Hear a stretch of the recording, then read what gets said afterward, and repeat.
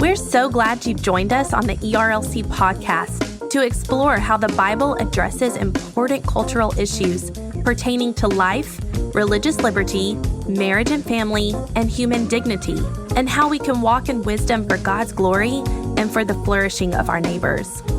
If you're enjoying this podcast and find it helpful, please leave a review wherever you listen. This will help more people find and benefit from what we're learning together. We are grateful for the time you take to join us for these conversations.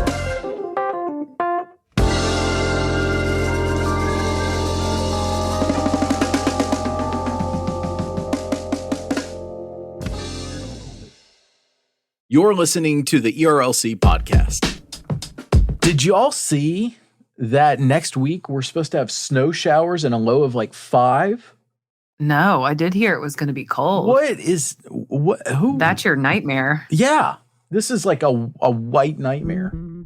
It's a white mare. White nightmare. It's a white mare. It's a white mare. Yeah, seriously. A white mare. Who wants to deal with weather like that?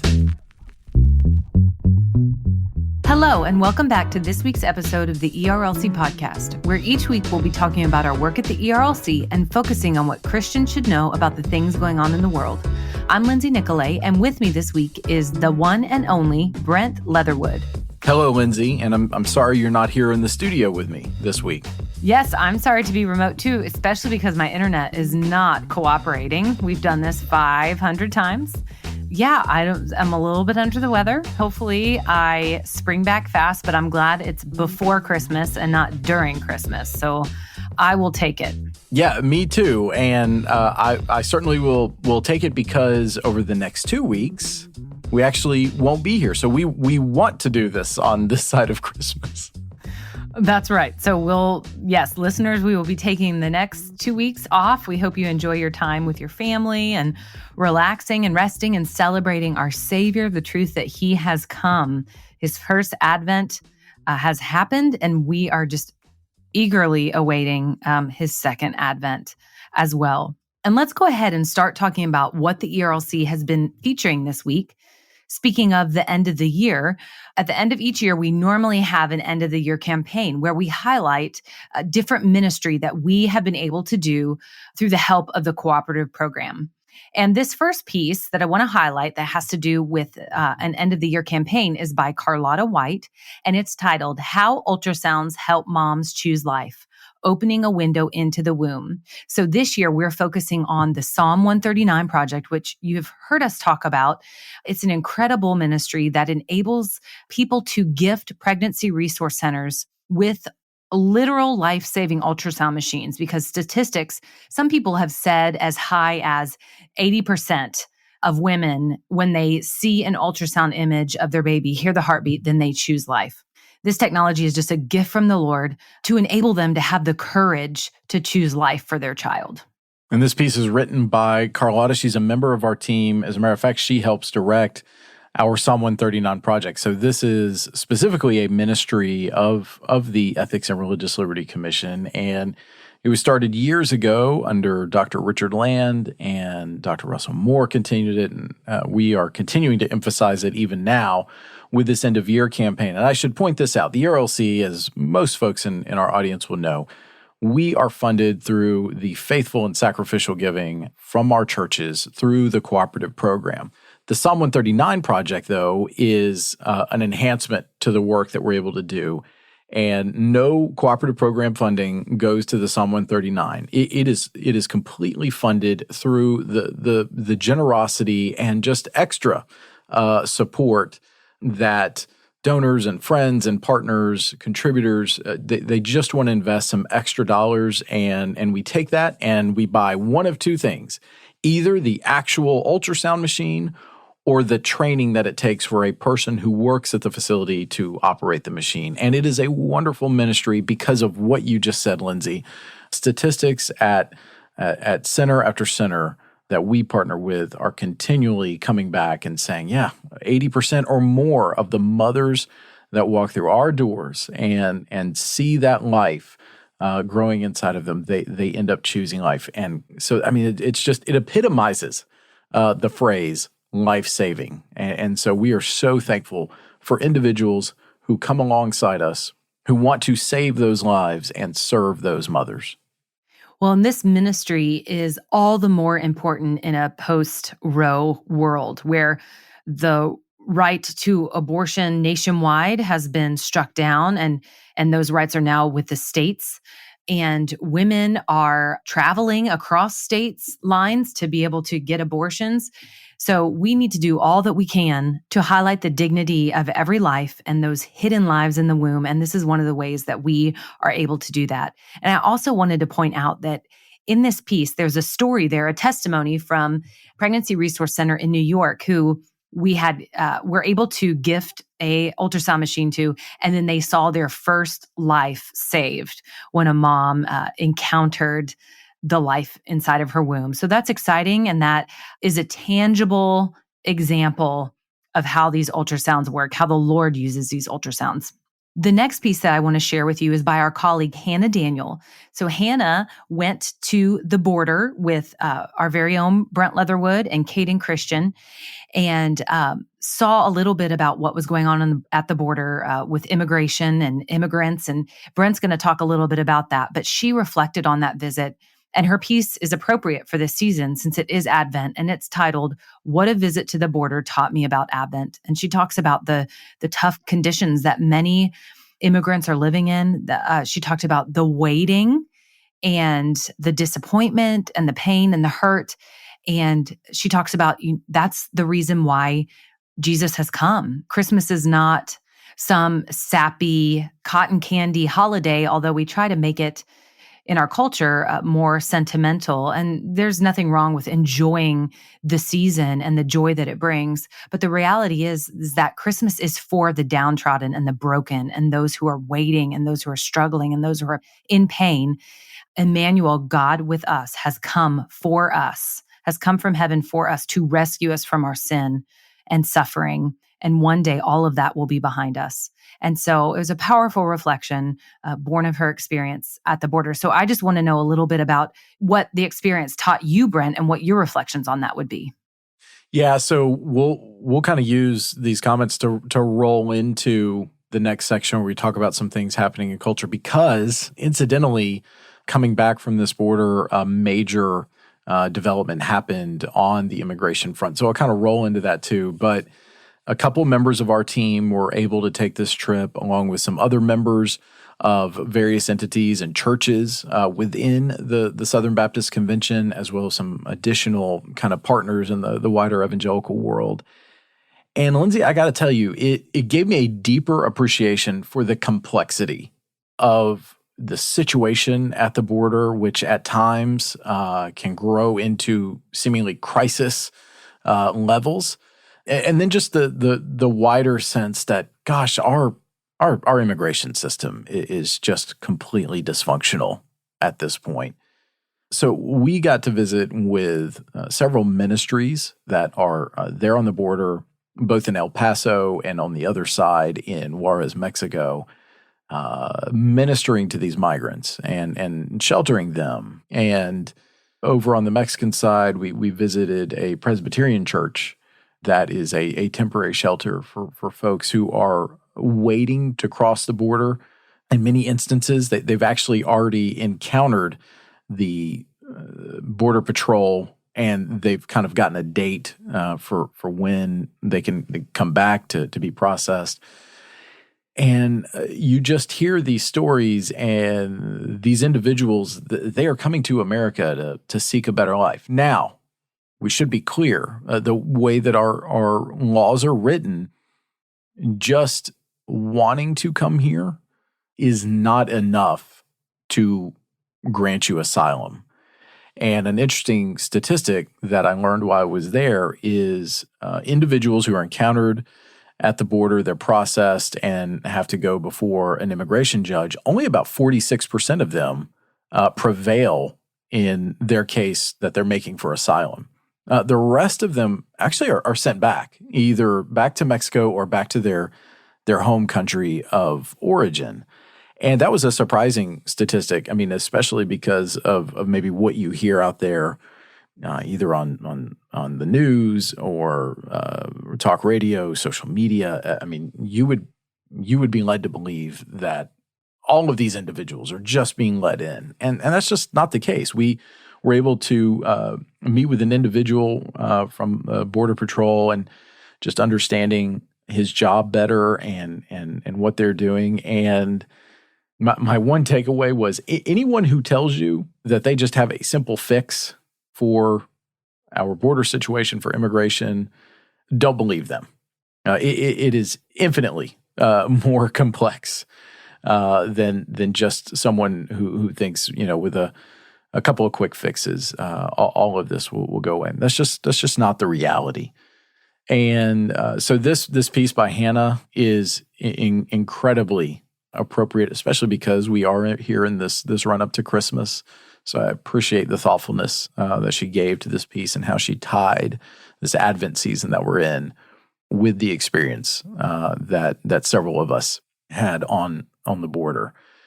And it was all the more meaningful because over the last week and a half, there has been a serious discussion going on in our nation's capital, particularly on the Senate side, where Senator Kyrsten Sinema from Arizona and Senator Thom Tillis from North Carolina have developed a framework for getting much needed funding and supplies to our border agencies, our Border Patrol, border security agencies, and delivering a secure permanent pathway for our neighbors known as the Dreamers.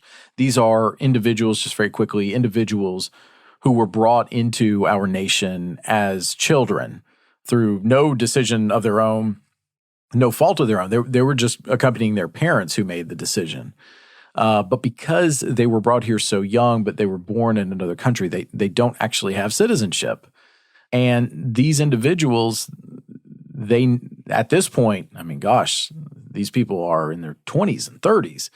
They only know the American context. They are, in effect, citizens of America. They're Americans, and they just want to permanently be given away to signify that, officially given away to signify that. And right now, the way that our laws are written, that's just not possible.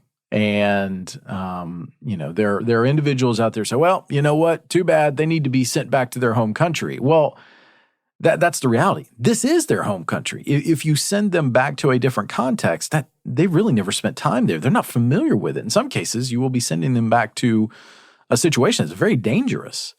And I think for a lot of folks, talking about them just as dreamers, it really fails to give you a sense. No, these are actually coworkers.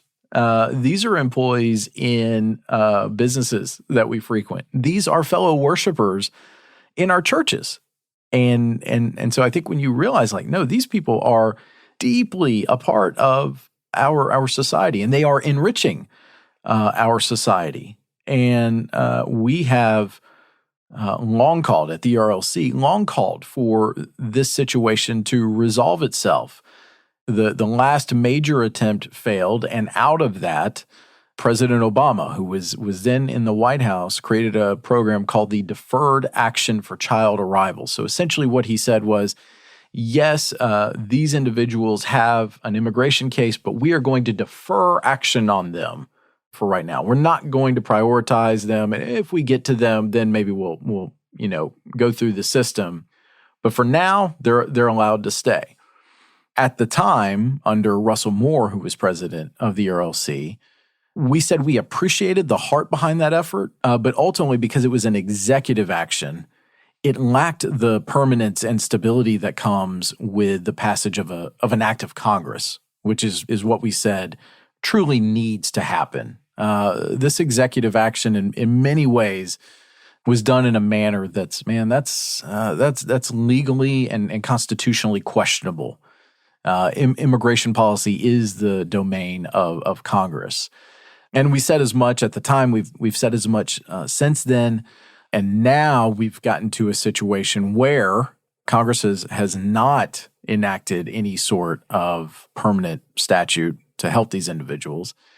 And now challenges to the executive action are working their way through the courts. And not too long ago, one of our circuit courts ruled that it was unconstitutional, but issued an injunction from it affecting individuals currently that are here in America. And so it's very likely that this will get appealed, and potentially it could be in front of the Supreme Court in the relatively near future, which means that if it were to get there, and a lot of analysts say, the Supreme Court's probably going to say this was not done in a constitutional manner, it would create an emergency situation for these individuals, for our neighbors known as dreamers. And so that's why we were hopeful that maybe this framework might advance in Congress. But the news this week makes it sound like it's not. So the first story we're going to talk about is CBS News, and it says the last-minute push to pass bipartisan immigration deal fails, dooming yet another reform effort. And from the story, it is reported negotiations in the Senate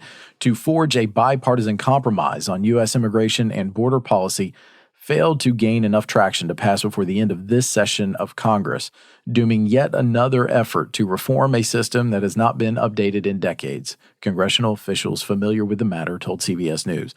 Senator Kyrsten Sinema of Arizona, an independent who until last week was a Democrat, and GOP Senator Tom Tillis of North Carolina had been discussing a potential deal that would have included the legalization of a subset of the millions of unauthorized immigrants living in the U.S., as well as certain measures aimed at reducing illegal crossings along the U.S.-Mexico border. But Sinema and Tillis did not strike a deal that would have been able to secure the necessary 60 votes in the evenly divided Senate during the lame duck session, 3 congressional officials said, requiring anonymity to describe the outcome of internal negotiation. The long-shot bid marks Congress's latest failure to pass a law designed to overhaul an immigration system that has not significantly been updated since the 1990s. That subset of individuals were dreamers.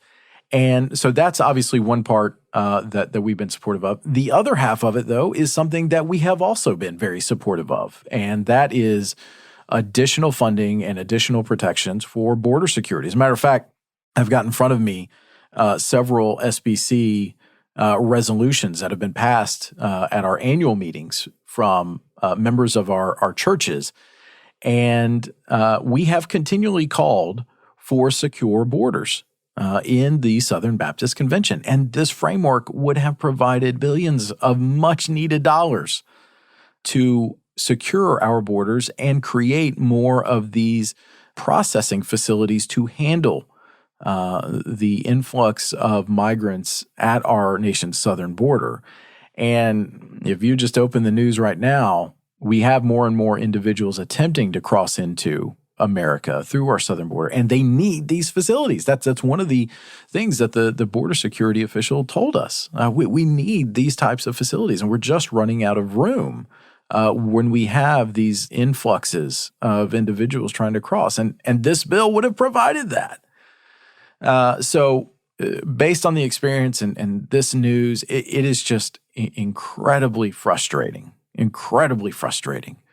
that Congress cannot get its act together and pass what seems to be a very common sense solution here for 2 problems: border security and helping these individuals that are Americans in every sense of the word, help them to get to a permanent status here. And that's what the SBC has long called for.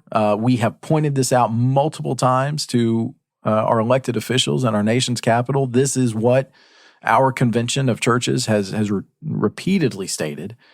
And as a matter of fact, last month when I was in Washington, as the lame duck session was beginning, I even said, this is what you need to be working on, not the misnamed Respect for Marriage Act, which we think opens a whole host of questions for religious organizations that hold to a biblical view of marriage. But anyways, there's a bit of a long monologue there, Lindsay, but you asked for my thoughts coming back from it. It just happened that it coincided with this major news out of Washington. Thank you so much for your reflections on your visit and then educating us about what has been going on regarding immigration reforms in our country. As you said, it's clear that our immigration system is broken and that there are definitely no easy fixes. So I appreciate the work that the ERLC does in this area on behalf of Southern Baptists. And Brent, you mentioned that Congress should have been working on this immigration reform instead of the Respect for Marriage Act, the misnamed Respect for Marriage Act. So what has been the latest with that? Well, unfortunately, it's not great news. From Baptist Press is our next story. They report here that President Biden has officially signed the Respect for Marriage Act. And so from the story, same-sex marriage is now protected in federal law. President Biden signed the Respect for Marriage Act Tuesday, December 13th, and thereby finalized landmark legislation that redefines the world's oldest institution. 5 days after Congress completed passage, Biden enacted a bill that mandates federal and state recognition of any same-sex marriage considered legal in the jurisdiction where it took place. Although the new law does not require states to legalize gay marriage, it repeals the Defense of Marriage Act.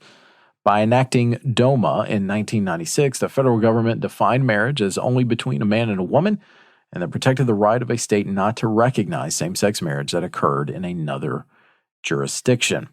The Southern Baptist Ethics and Religious Liberty Commission expressed disappointment at the enactment of a measure it and other opponents say not only contradicts the biblical view of marriage as only between a man and a woman, but poses a threat to religious freedom. And so this is correct. Baptist Press is correct that this does cap this months-long saga that began earlier this summer when the House passed this legislation. And we've been active on this. We opposed it from the outset. As a matter of fact, we've got a piece that we will link to in the show notes that talks, why we remain opposed to this, even after there were some amendments that were proposed in the Senate side that did get adopted. Those were helpful to a degree, but not helpful to the extent that we felt needed to be. And frankly, even had those amendments been passed and put into this legislation, we still would have opposed it because we just don't think that this is something appropriate for government to be weighing in on. And, we said this elsewhere, but I think it bears repeating. Government cannot change what it did not create. Marriage was created by God for our flourishing. He gave it a specific design as a covenant union between one man and one woman for life. No law or action will ever alter that. And that's part of the comments that we gave to several national outlets over the past few weeks. We'll link to those in the show notes as well. And I would also point out this, our SBC president, Bart Barber from Texas, a few weeks ago, we talked about this on the podcast. He was interviewed on 60 Minutes. And the topic of marriage came up. And I think Dr. Barber did just a sterling job representing what our churches believe in a context that was not the easiest. 60 Minutes is certainly a huge stage nationwide. But he was also being interviewed by Anderson Cooper, who is in a same-sex marriage. And Bart did not equivocate on our views that come from this biblically informed, deeply held value that we have about God's good design for marriage and for our flourishing. And so, yeah, the SBC and your ERLC has been adamantly opposed to this legislation, but we're going to soldier forward because what I said elsewhere in comments was this: that no law, no government can change what God has created, but the best way to truly respect marriage as we view it, which is the way that God designed it, is to continue living out and embodying a Christian vision on this for a culture that is clearly confused.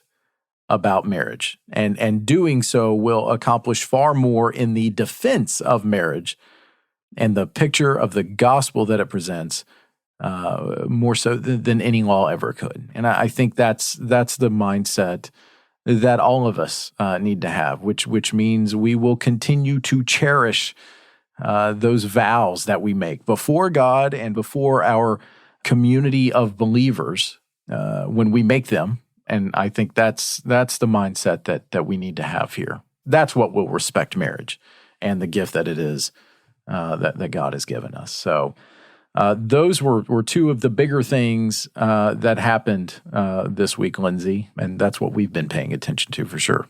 Brent, thank you for that update, and I appreciate your heart behind this and your comments about the Respect for Marriage Act. And it's so true. As believers who hold fast to the word, our job is to continue to proclaim the truth. Like you mentioned, SBC President Bart Barber, he didn't equivocate, yet he did it with gentleness and respect. And you couldn't deny that in watching the clip. But we continue to proclaim the truth, and we continue to live it out by God's grace and trust that the Lord will use that to bring about a change in our society. I do have a question for you, Brent. Now that President Biden has signed the Respect for Marriage Act into law, is that something that is virtually insurmountable to overturn? No, it's not insurmountable to overturn. I think we need to realize the wider context. We've actually already been living in this new landscape since the Obergefell decision back in 2015. That is where the Supreme Court stepped in and said that same-sex marriage has to be recognized across the country. This law is, for the most part, although it does go farther, I think we need to acknowledge that it does go farther than the Obergefell decision. It enshrines much of that decision in law. But what's concerning mainly about it is, what does this do for not churches? My concern there is actually slightly lower. It's actually religious organizations that are operating based on their deeply held beliefs, operating to serve churches.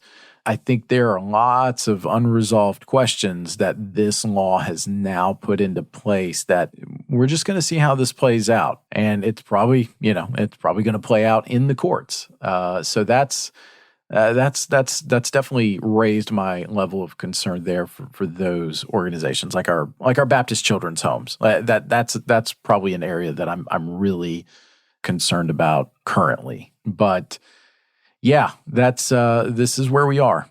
And thankfully, we have the First Amendment, and there's a number of states out there that have a religious freedom law that a number of our Christian organizations will be shielded from this by. So it's a little murky. That's probably the best way to say it at this point.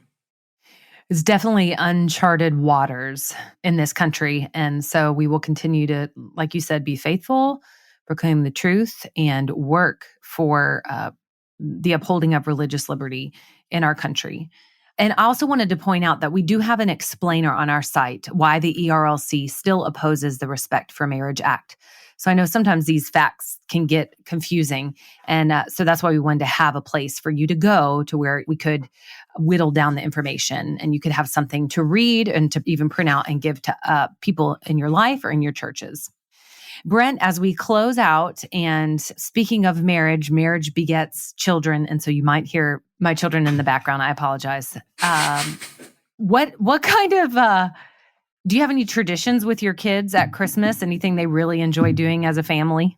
So each year at Thanksgiving, our children receive new Christmas pajamas, and so they are required to wear those on Christmas Eve night. So then Christmas morning, which we open presents in our home on Christmas morning, the children must descend the stairs in their Christmas pajamas to go and open their presents. Probably for the last several years, I would have said, yeah, one of my traditions is staying up really late and putting together lots of plasticky toys with, a hammer and screwdrivers and all that. Uh-huh. But thankfully, we're kind of moving out of that season. So I don't expect to be up late too much. And then Christmas evening is when we eat Christmas burritos that my wife makes. And so that's kind of a tradition for us. So yeah, that's what we do. Christmas burritos. So does it have reindeer meat in it? Is that what's unique about it, or what makes it a Christmas burrito? Yeah, it's burritos made on Christmas. That's the kick. Yeah. That's the kicker. Christmas burritos. And what's your favorite Christmas movie? I think we've talked about this before, but I don't remember it. Oh, White Christmas. Yeah, White Christmas. That's a good one. Bing Could Crosby. you sing us the song? Nope. Sing it for us? I don't have Bing Crosby. I do not possess Bing Crosby's. Dreaming of a white Christmas. Yeah.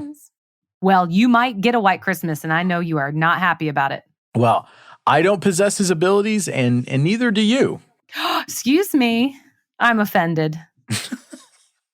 Well, let's go ahead and wrap it there and say Merry Christmas to you, Lindsay, your family, your wonderful children in the background, and all of our listeners. Merry Christmas and Happy New Year. Just a reminder, you can find links to all the things we talked about today in the show notes. And if you like the podcast, please consider helping us spread the word by sharing the episode on social media or going into your favorite podcast app and leaving us a rating and review. The ERLC podcast is a production of the Ethics and Religious Liberty Commission and is hosted by Lindsay Nicolay and Brent Leatherwood. Technical production provided by Owens Productions. It's edited and mixed by Mark Owens. Thanks again for listening, and we'll be back next week with more content.